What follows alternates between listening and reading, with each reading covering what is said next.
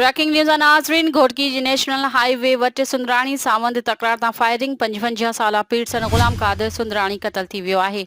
इतला ते घोटकी पुलिस लाश खणाए तालका अस्पताल घोटकी मुंतकिल कयो जितां ज़रूरी कार्रवाई बाद लाश वाटसन हवाले कयो वियो। पुलिस जो चवणु आहे त मामलो सुंदराणी सावंद तकरार तां पेश आयो आहे। यादि रहे त घोटकी ज़िले में केतिरे ई अरसे खां सावंद सुंदराणी तकरार केतिरियूं ई हयातियूं गिड़काए वियो आहे। माजीवेल पोरियत घोटकी में टांगो हलाए घर जो गुज़र सफ़र कंदो हो। ब्रेकिंग न्यूज़ नाज़रीन जेका हिकु दफ़ो ॿीहर शेयर कंदा हलूं त घोटकी जे नेशनल हाईवे वटि सुंदराणी सावंत तकरार तां फायरिंग 55 साला पीर सन गुलाम कादिर सुंदराणी क़तल थी वियो आहे। इतला ते घोटकी पुलिस लाश खणाए तालका अस्पताल घोटकी मुंतकिल कयो जितां ज़रूरी कार्रवाई बाद लाश वाटसन हवाले कयो वियो। पुलिस जो चवणु आहे त मामलो सुंदराणी सावंत तकरार तां पेश आयो आहे। यादि रहे त घोटकी ज़िले में केतिरे ई अरसे खां सावंत सुंदराणी तकरार केतिरियूं ई हयातियूं गिड़काए वियो आहे। माजीवेल पोरियत घोटकी में टांगो हलाए घर जो गुज़र सफ़र कंदो हो।